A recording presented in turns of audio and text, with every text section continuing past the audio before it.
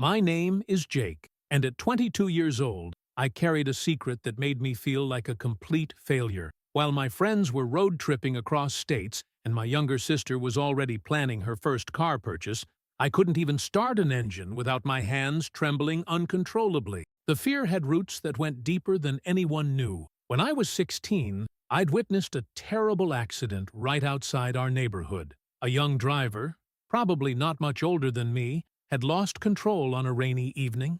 The sound of screeching tires and crushing metal still echoed in my nightmares 6 years later. My first driving lesson with my mom had been a disaster. The moment I pressed the gas pedal, my chest tightened, my vision blurred, and I felt like I couldn't breathe. She'd tried to be patient, but after 3 failed attempts that ended with me hyperventilating in parking lots, we'd quietly given up. "Maybe you're just not ready yet," she'd said gently, but I could see the worry in her eyes. My dad, however, had been watching from the sidelines with a different expression entirely. While everyone else tiptoed around my anxiety, he observed with the quiet intensity of someone forming a plan. The teasing from friends had started as harmless jokes, but gradually became more pointed. "Dude, you're 22 and still getting rides from your mom?" my college roommate would say, shaking his head in disbelief.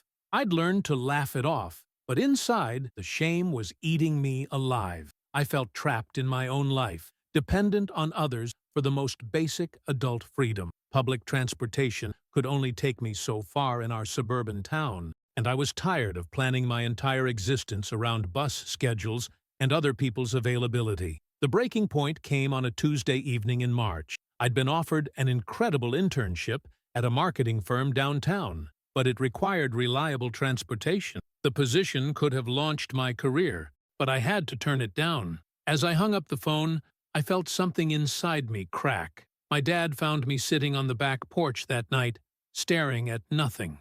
"You know," he said, settling into the chair beside me, "I think it's time we had a real conversation about this driving situation."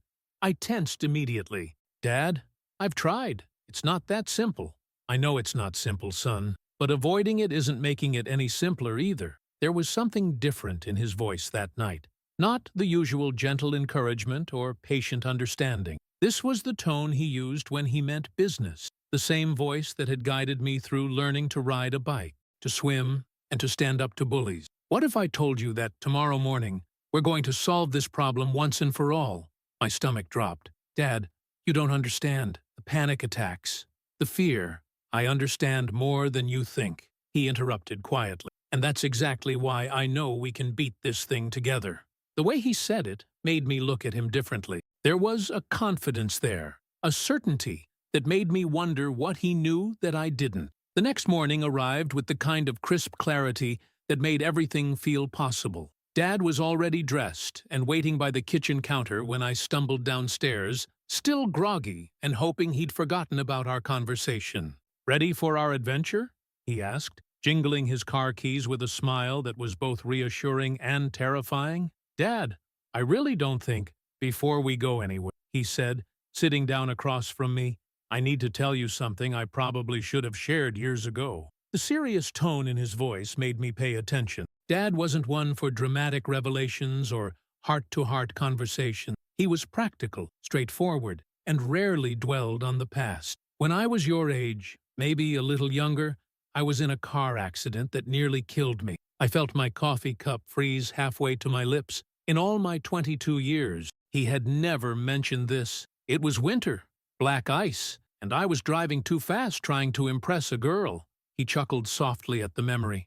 "The car spun out, hit a tree, and I spent 3 weeks in the hospital with a broken leg and more bruises than I could count." "Dad, why didn't you ever tell me this?" "Because for 2 years after that accident, I couldn't get behind the wheel without having what I now know were panic attacks.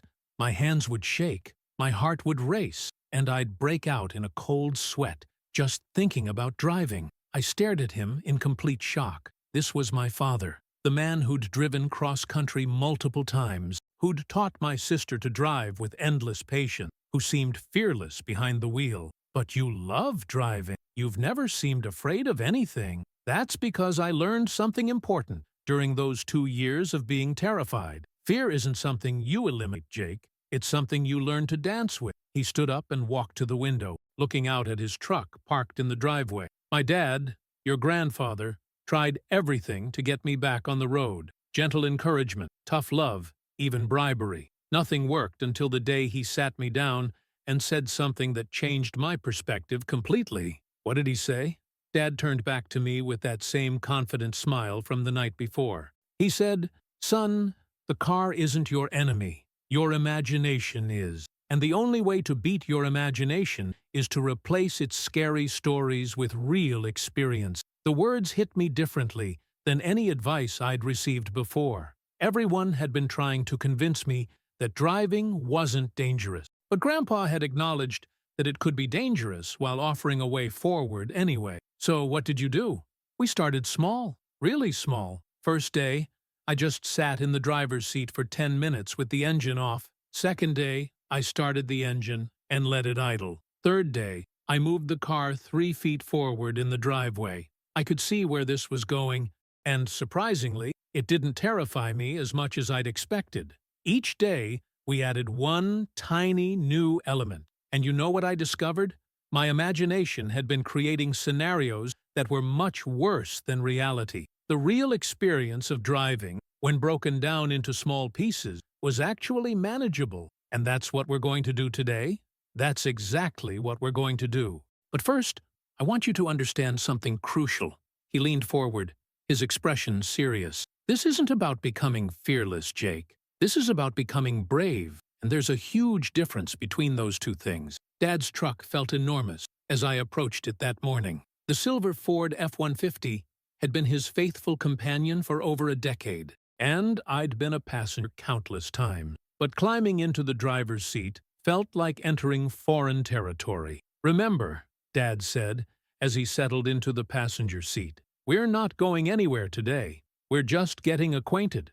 The seat felt different from this angle, higher, more responsible. I could see the entire dashboard spread out before me, with its array of gauges and controls that suddenly seemed incredibly complex. "Put your hands on the steering wheel," Dad instructed calmly. "Just rest them there. Feel the texture of the leather." I did as he said, surprised to find that my hands weren't shaking yet. The steering wheel was warm from the morning sun, worn smooth in places where his hands had gripped it thousands of times. "Now, without starting the engine, I want you to check all the mirrors. Adjust them if you need to." As I moved the rearview mirror, I caught sight of my own eyes. They looked nervous, but determined. Not the panicked expression I'd expected.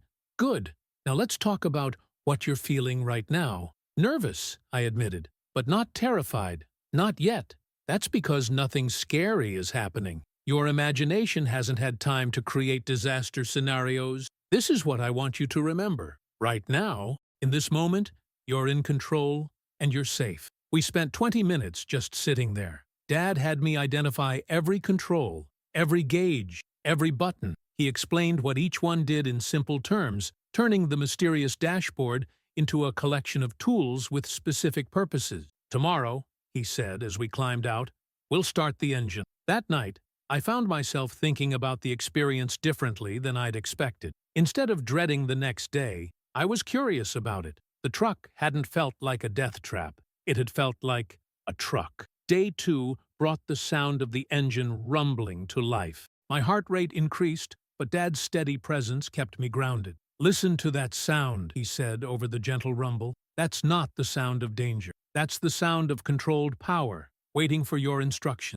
We sat with the engine running for 15 minutes, talking about everything except driving. Dad told me stories about his work, asked about my college classes, and gradually helped me associate the sound of the engine with normal conversation rather than impending doom. Day 3 was the moment I'd been dreading, actually moving the vehicle. "We're going to move exactly 10 feet, Dad said, "from here to that crack in the driveway. That's it."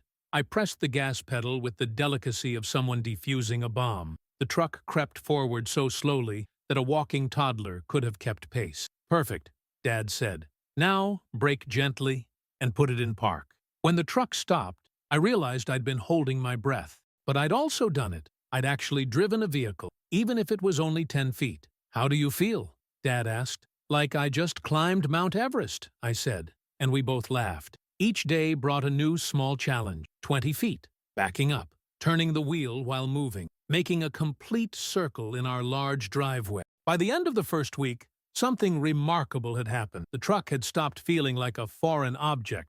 It was becoming an extension of my intention, responding predictably to my input. "You know what I think you're ready for?" Dad asked on day 8. "What?" "The street." My stomach fluttered. But it wasn't the same paralyzing terror I'd felt before. This was nervous excitement, the kind of feeling you get before trying something challenging but achievable. "Just to the end of our block and back," he added quickly. "Nothing crazy." As I pulled out of our driveway for the first time, Dad reached over and squeezed my shoulder. "I'm proud of you, son. Not because you're driving, but because you chose courage over comfort." 3 weeks later, I was driving Dad to his doctor's appointment downtown. The irony wasn't lost on either of us. The man who'd taught me to overcome my fear was now depending on me for transportation while he recovered from a minor knee surgery. "You know," he said, as I navigated through moderate traffic with growing confidence, "I think this worked out exactly as it was supposed to." "What do you mean?" "I mean, maybe you needed to be afraid for a while. Maybe that fear taught you to respect the responsibility of driving in a way that someone who never experienced it couldn't understand." I considered this as I smoothly changed lanes, checking my mirrors with the thoroughness that had become second nature.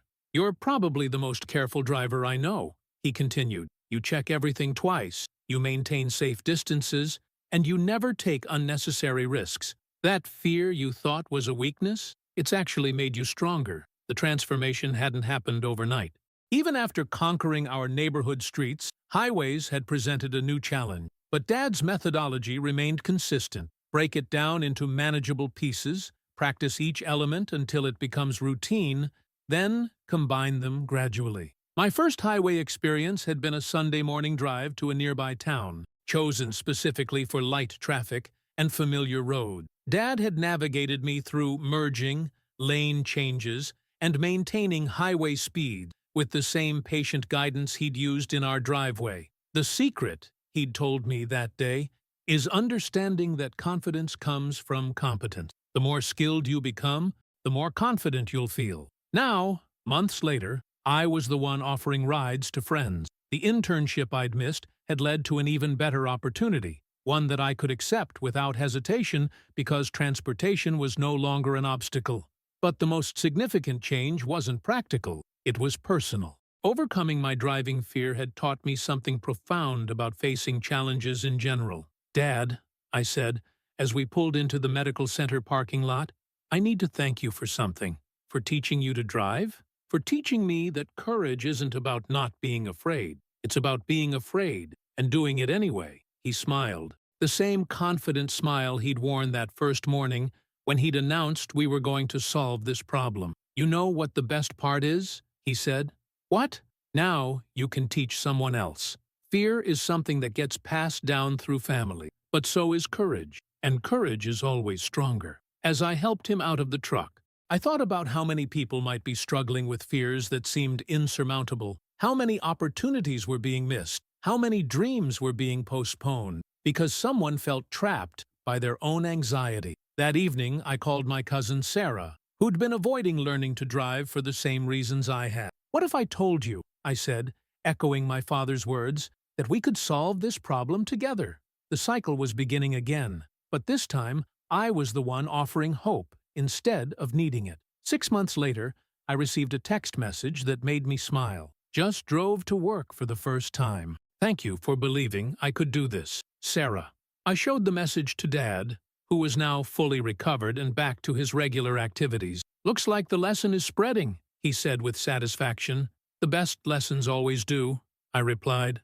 That night, as I drove home from work through the city streets that had once seemed impossible to navigate, I thought about the journey from fear to freedom. It hadn't been about eliminating anxiety or becoming fearless. It had been about learning to act despite the fear, to trust in preparation and practice, and to understand that courage is a skill that can be developed like any other. My dad had given me more than driving lessons. He'd given me a blueprint for facing any challenge life might present. And perhaps most importantly, He'd shown me that the people who love us don't try to eliminate our struggles. They teach us how to overcome them. The road ahead stretched out before me, full of possibilities that had once seemed unreachable. And for the first time in my life, I was excited to see where it would lead.